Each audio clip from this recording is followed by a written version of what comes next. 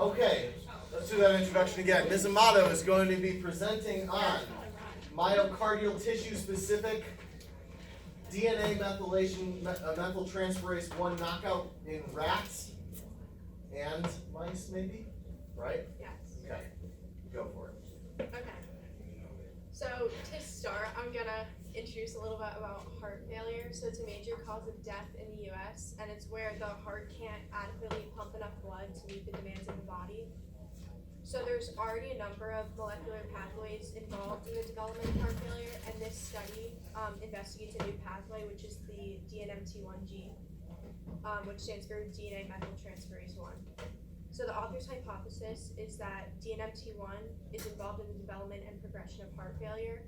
And what they did was they used CRISPR to create a knockout rat for the DNMT1 gene to analyze the effects of different heart failure inducing stimuli. And the two stimuli they used in this study were, adriamycin and the pressure overload model. Adriamycin is a drug used to treat various types of cancer, so it's a chemotherapeutic agent. And it's also a known toxin to the heart, which leads to heart enlargement and weakening. And the pressure overload model, what they did is they put a band around the aorta in the mice, and it resists the ejection of blood, which will stress out the heart. The scientists found a correlation between DNMT1 expression and heart failure. So there's increased expression in pressure-induced heart failure mice, as well as adriamycin-induced heart failure mice. And DNMT1 expression decreases when the mice reach over a year. And that's important because DNMT1 is embryonically lethal if the scientists were to knock it out. And there's also increased expression in familial hypertrophic cardiomyopathy patients.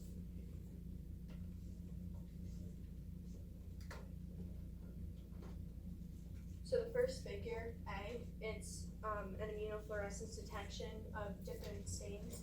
So DAPI stains adenine and thymine-rich DNA. CTNT is cardiac troponin, so that's just highlighting the cardiac muscle, and DNMT1 is the gene that they're knocking out. Figure B is the expression of DNMT1 over time, from 2 weeks to 10 months in the mice. And what they're doing is they have a positive control of nucleolin, and the ratio of darkness is showing that DNMT1 expression decreases over time. C is just a measure of B. Figure D is similar to the other figures, and it's showing that DNMT1 increases in the heart failure inducing stimuli. So saline and sham are the two controls they used. And it's showing that adriamycin and aortic constriction at DNMT1 is increased. D is measuring D.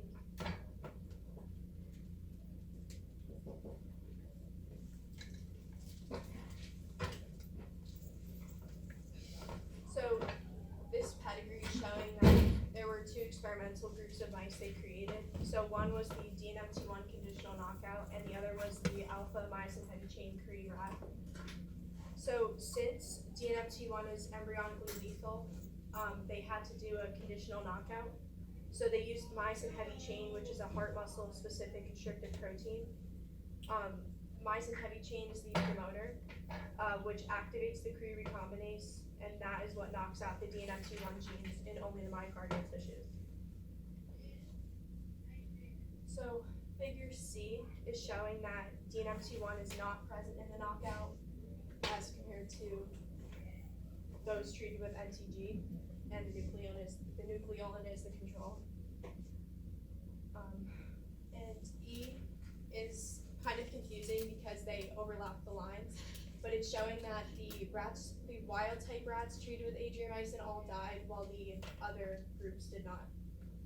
So that's showing that when the knockout rats were treated with adriamycin, they didn't have the deleterious effects of adriamycin. You're being very generous to them and very professional. Do you have any criticism you want to talk about? Well, it was very confusing that they overlapped the three groups, so you wouldn't really be able to tell which group. So you're saying you couldn't distinguish between a gray line, a gray dotted line, another gray dotted line, and a gray line? Yes. Yeah, that's a really stupid figure. That's a really, really irresponsible stupid figure. I'm sorry. sorry if the authors ever watch this video, that's probably an undergraduate. But also, can we go back to figure? Yeah. We didn't notice this earlier, but the wheels really did start coming off of their analysis in E. Right? There's one E. Figure one. No, yeah, because it's confusing, because they stacked figure one on top of figure two, and it's really hard to tell which one's which, so I don't think that wasn't a bad comment, because, yeah. Well, they also ordered it like this: A, B, C, D, E, oh, F, G, like, that's just, but does anyone see a problem with E?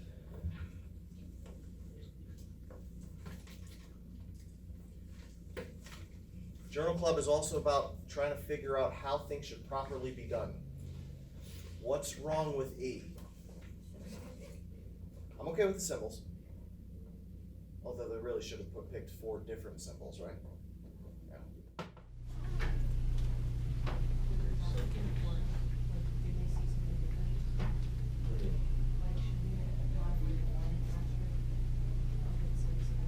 What does 2 asterisks mean? So that's a bit of a problem, right? So nowhere in figure one, in the figure legend, does it tell you what an asterisk is. Generally, it means that there's a significant difference according to some sort of statistical analysis. Two asterisks, did they explain it? I don't think so either. Were you being nice because you're in the interest of time to get through it? Yeah. What if I told you that's less important and that we should just have fun with this? Okay. I mean, there's other figures too that are messed up. Right, well, I'm gonna actually leave E hanging until you get to that next one. Okay. Okay. But before you go though, A. Anybody have a problem with A? A. Immunofluorescence detection of DNMT1 in heart tissue of rats, where the scale bar is 100 microns. That's heart tissue, and it does look like cardiac heart tissue, so I don't have a problem with that. Does anyone see a problem?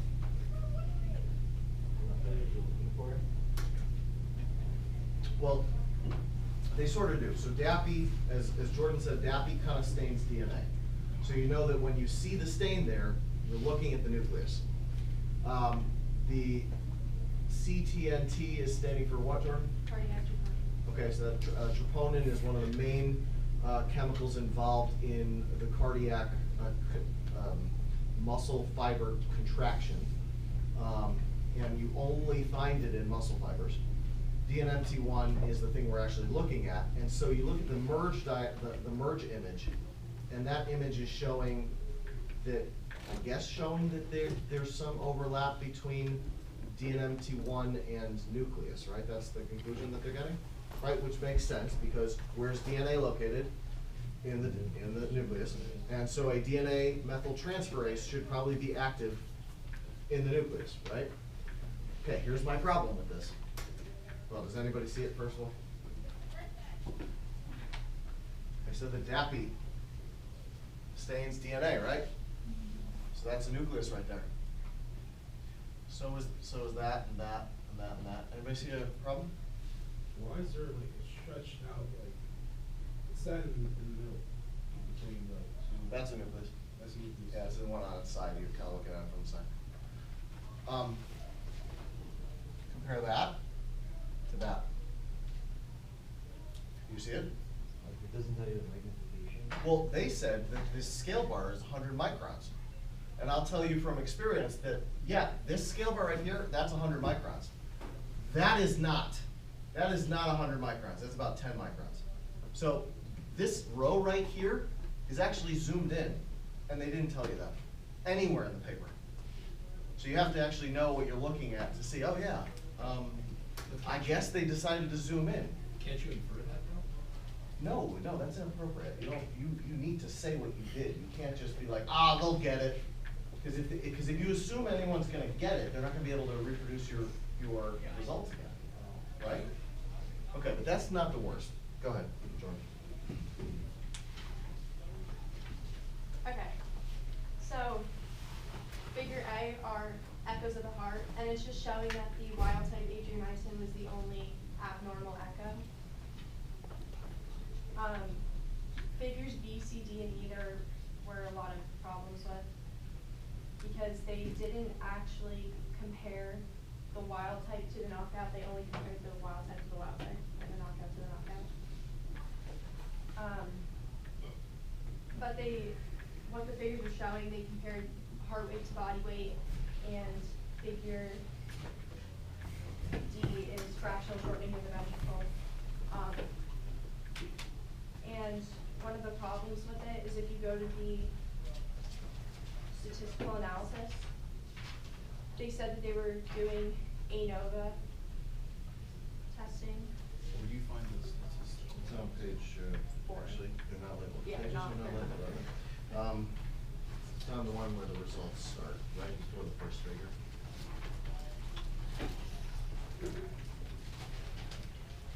Data were analyzed with unpaired two-tailed students t-test for 2 groups. Unpaired two-tailed students t-test for 2 groups. How many groups do we have? Oh, no, 4. 4. One-way analysis of variance was performed for multiple groups. Ah, okay, so they must have run ANOVA on those figures because there's multiple groups, right? But you know that they did not run an ANOVA. Do you want to explain one?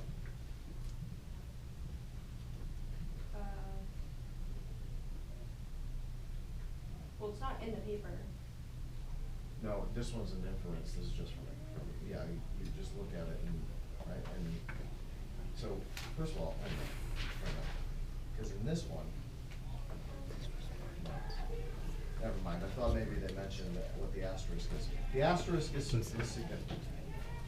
So you got that bracket comparing wild type versus wild type, and then that NS means not significant, comparing knockout and knockout. Why aren't they comparing wild type to knockout, or wild type, like what, wild type saline to knockout saline, or wild type saline to knockout ADR? Why aren't they doing that? How do I know they're not doing that? I know they're not doing that because they actually pointed out when something wasn't significant. They said not significant between the second pair. Whoever did this used a t-test for the first group and a separate t-test for the second group, and that is highly irregular.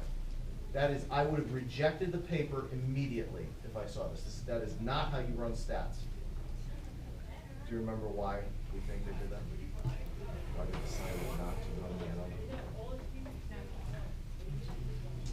Do you guys, so those of you who are in my honors class, but mostly those of you in the AP class, remember the table where it actually helps you pick the statistical test that you're gonna run?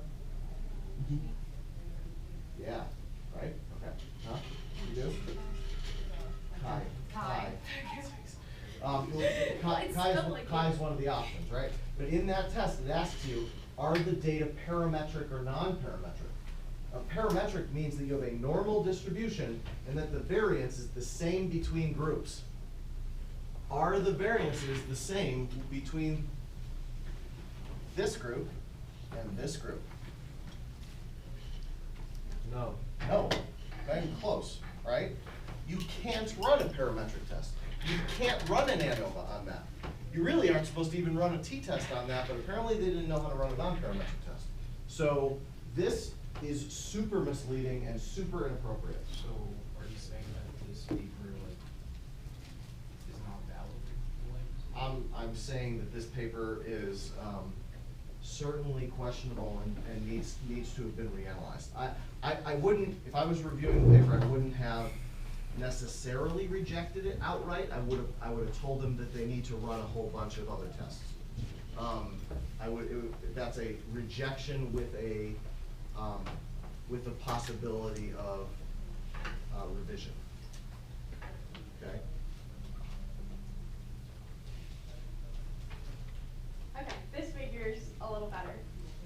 So this is the wild type Adriamycin heart, and you can see these 3 hearts are pretty much uniform. But this one, obviously, it's enlarged and there's thinning of the walls. So it's showing that Adriamycin has cardiotoxic effects on the heart. Can you show that in more detail? Can you explain that one more time? In A at least, in A.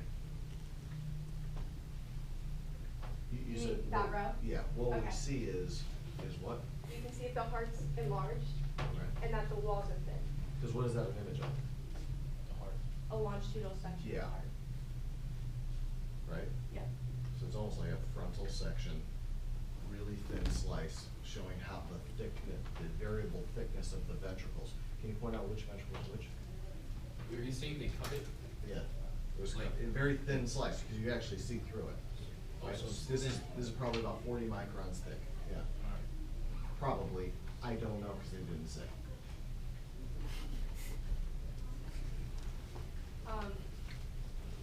This row is showing if there's misalignment of muscle tissue. And in C, it tells you that they used Mason trichrome stain. And that's showing that there's collagen in the wild type adriamycin part, so it's showing that adriamycin is breaking down muscle and leaving collagen. And in D, there's swollen mitochondria in the wild type adriamycin part.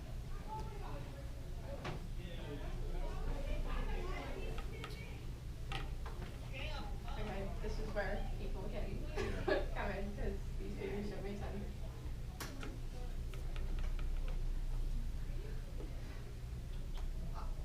I worked on this myself, in my last postdoc, and I cannot make heads or tails of this figure.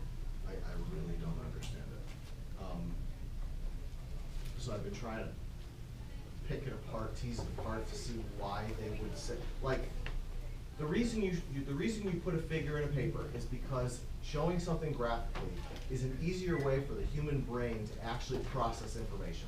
Okay, especially when you're trying to put in lots of information.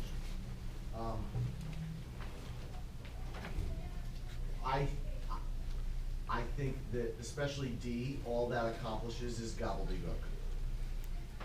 Like the most I could possibly see, maybe. Why would we need a heat map? What would So we heat need? maps.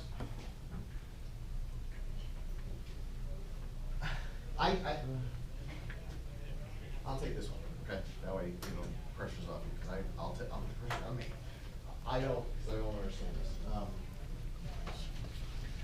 on. Let me show you what it's supposed to look like. So,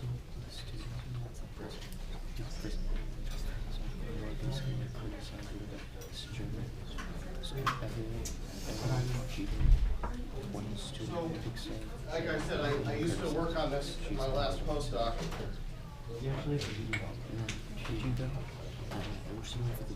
And we tend to use color, it's gonna be hard to see,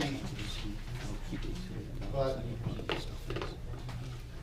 we tend to use color to actually denote like whether something is upregulated or downregulated, okay? Becoming more red or cooler blue, meaning less. And so by seeing blues and reds, your brain should be able to process, oh, there's an increase of that, or there's a decrease in that. So, The problem is, like, I think if you were doing this right, you would have made sure that you were demonstrating a continuum where something's like always on and then or always off and then becoming on, or something like that.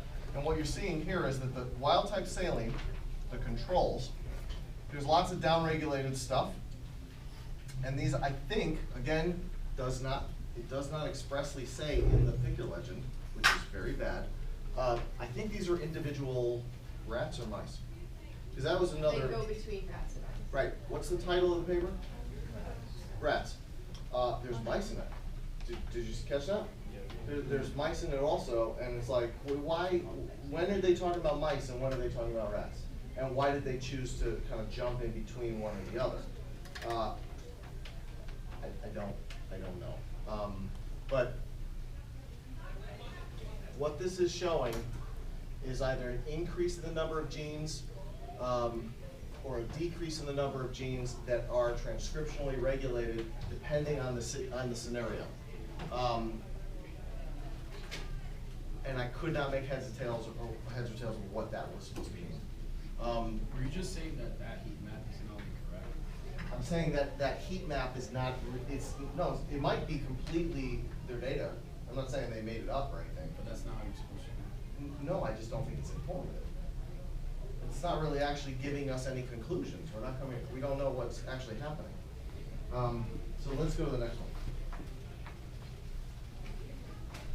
This one's a little better. Okay, so in these figures, like here, it's showing an analysis of methylation. So since DNMT1 is a methyltransferase, you would expect to see increased methylation in wild type mice because they have DNMT1 present, and there's decreased methylation in knockout. And then here it's showing, since the p-value is less, it's showing there's a significant change to the heart in the wild type. Right, so specifically apoptotic genes causing cell death are upregulated. That's kind of cool, right? And you're seeing that in the knockouts, they are rescued, right? So even if you treat the knockout mice the way you do the wild type mice, they don't seem to have the heart failure that the wild type mice do. Meaning DNMT is the thing that is allowing heart failure to happen.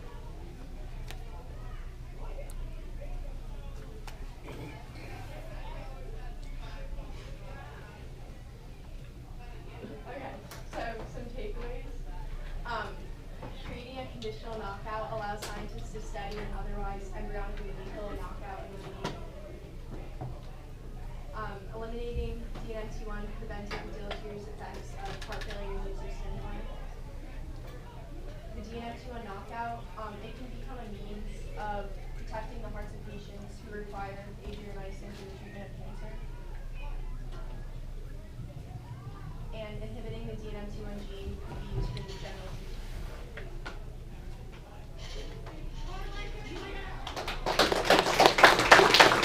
Those conclusions are actually pretty cool. I just don't think it was executed very well. This is, hold on, hold it. I can't stand that. Don't start packing up before we're done. This journal was laboratory investigation. Did it deserve to be published in a journal laboratory investigation which has an impact factor of 4.2? Yes. You think so? Because you said no one knows about it, so. Yeah, but other people are going to go and cite this. So then no. I mean, it's put out into the real world. No, I mean, that's fine if your opinion's that. It's going to be put out into the real world as like, that this is a real thing. But if you read it closely, you find out that it says knockout in rats, but they actually used mice occasionally. And that some of their conclusions were not really backed up by their supposed analysis of the figures. Like, you can't make up rules to stats. I'm not talking about I wouldn't have done it that way. That's not the way you should look at it. It should be, how is this actually properly done? You know, there are lots of papers where I would go, oh, I wouldn't have done it that way, but that doesn't make it invalid. Doing the wrong statistical method does make it invalid. So Jordan was actually a little concerned that she had picked a bad paper. And I told her, actually, so yeah, I think it is a bad paper, but I'm not concerned that you picked it. Like, you picked a good paper to do in Journal Club because part of the fun of this is to be able to rip it apart. Okay? I wish we had more time. Get out of here. See ya. Alright, so now One more for Jordan.